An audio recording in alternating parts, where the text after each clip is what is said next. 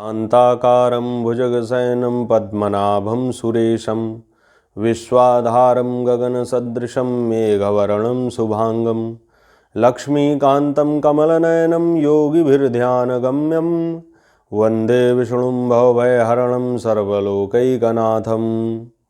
हर हर महादेव। सभी मित्रों को, सभी साधकों को, सभी दर्शकों को मैं हूँ आचार्य विपिन और अपने यूट्यूब चैनल में आप सभी का हार्दिक स्वागत एवं अभिनंदन करता हूँ। मित्रों, ग्रहों का हमारे जीवन पर बहुत बड़ा प्रभाव पड़ता है, भले हम उसको महसूस कर सकें या ना कर सकें। जो लोग जानते हैं कि किस तरीके से ग्रह हमारे जीवन पर प्रभाव करते हैं, वह पहले से होशियार रहते हैं, पहले से ही उनकी पूजा प्रतिष्ठा करके उनको प्रसन्न रखते हैं। आइए आपको मैं आज चंद्रमा ग्रह के बारे में बताऊंगा। चंद्र ग्रह जो कि हमारे जीवन में बहुत बड़ा प्रभाव रखते हैं। मित्रों, चंद्र जो होता है वह मन का कारक देवता है। चंद्रमा की साधना करने से हमारा आत्मबल, मनोबल बढ़ता है, जिससे हम किसी भी कार्य क्षेत्र में सफलता प्राप्त करते हैं।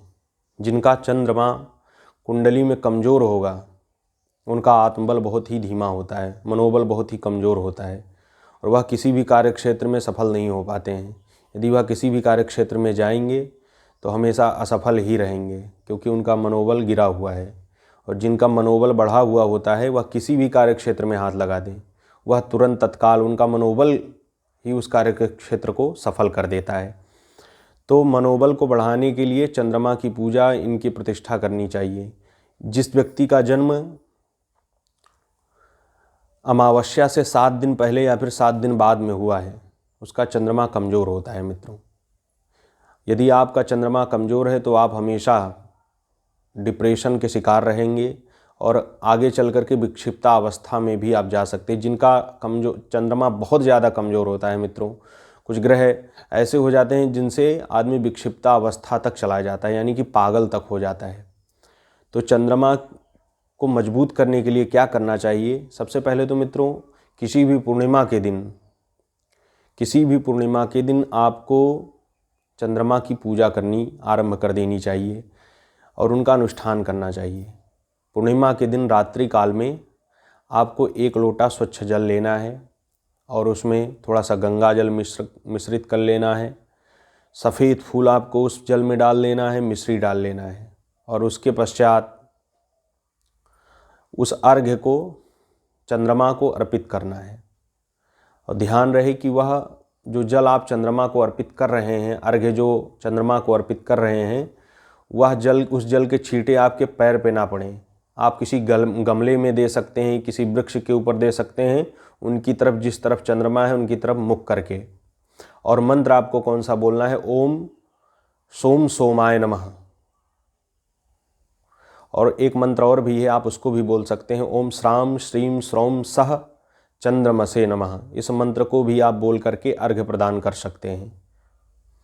उसके बाद आपको किसी स्वच्छ स्थान पर बैठ करके, आपके घर में यदि पूजा स्थान है तो वहीं पर बैठ करके स्वच्छ मन से आपको इन्हीं में से किसी मंत्र का जप करना चाहिए। 108 बार या फिर 11 माला, 1100 बार, जितना आप कर सकें यथासंख्या।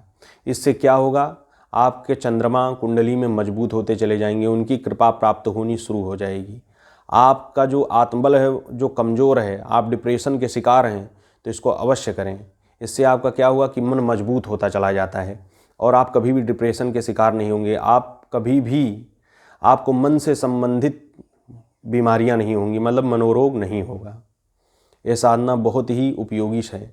और जो लोग चंद्रमा का नग धारण करना चाहते हैं, वह मोती धारण कर सकते हैं चांदी में, चांदी की अंगूठी बना करके और उसमें मोती धारण कर सकते हैं। मित्रों, चंद्रमा की कृपा यदि आपके ऊपर हो गई तो आपका आत्मबल बहुत ही बढ़ चढ़कर हो जाता है, जिससे आपके जीवन में कभी भी, आप किसी भी लाइन में आप कदम रखेंगे, कभी भी असफल नहीं होंगे।